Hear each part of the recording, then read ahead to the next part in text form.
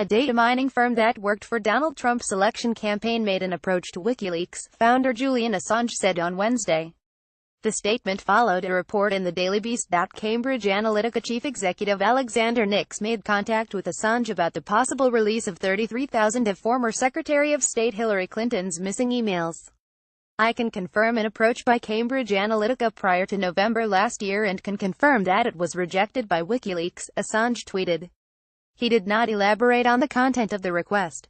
The Daily Beast report said Nix, who heads Cambridge Analytica, told a third party that he reached out to Assange about his firm somehow helping the WikiLeaks founder release Clinton's missing emails, according to two sources familiar with a congressional investigation into interactions between Trump associates and the Kremlin. Those sources also relayed that, according to Nix's email, Assange told the Cambridge Analytica CEO that he didn't want his help, and preferred to do the work on his own. If the claims Nix made in that email are true, this would be the closest known connection between Trump's campaign and Assange. Another report by CNN, citing two unnamed sources, said Nix wrote to several people including Trump megadonor Rebecca Mercer, explaining that he had emailed Assange seeking access to the Clinton emails to turn them into a searchable database for the campaign or a pro-Trump political action committee. Mercer and her father Robert, a hedge fund billionaire, are major investors in Cambridge Analytica. Steve Bannon was a vice-president of the company. He reportedly had holdings valued at between $1 million and $5 million, before joining the Trump campaign and becoming the White House chief strategist, a post he left in August. Cambridge Analytica's website claims it holds up to 5,000 data points on more than 230 million American voters. It promises to help clients gain the advantage over your opponents by adding our blend of big data analytics and behavioral psychology to your campaign arsenal. It is believed to analyze social media, such as Facebook likes, to build a psychographic picture of target voters. The company was hired as part of the Trump campaign's data operation, led by Brad Parscale and overseen by Trump's son-in-law, Jared Kushner. Between the 29th of July and the 12th of December, the Trump campaign paid Cambridge Analytica $5.9 million, according to the Federal Election Commission.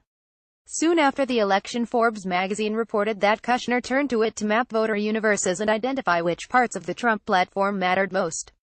But on Wednesday afternoon, Michael Glassner, executive director of the Trump campaign, released a statement that did not mention Cambridge Analytica or WikiLeaks by name.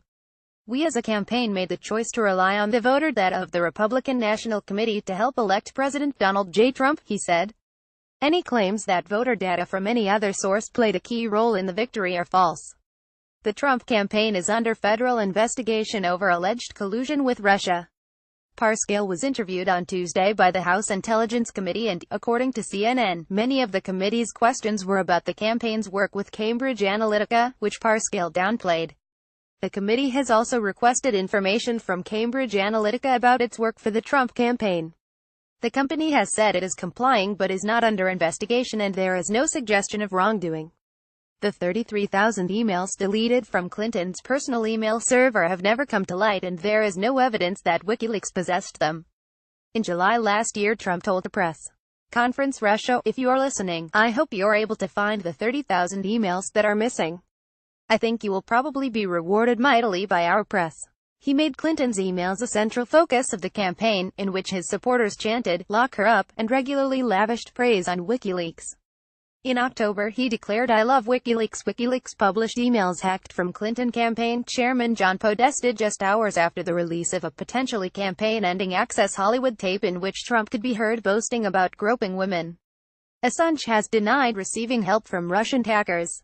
During the election campaign, the veteran political operative Roger Stone, who is close to Trump, told Boston Herald Radio that he expected Julian Assange and the WikiLeaks people to drop a payload of new documents on a weekly basis fairly soon.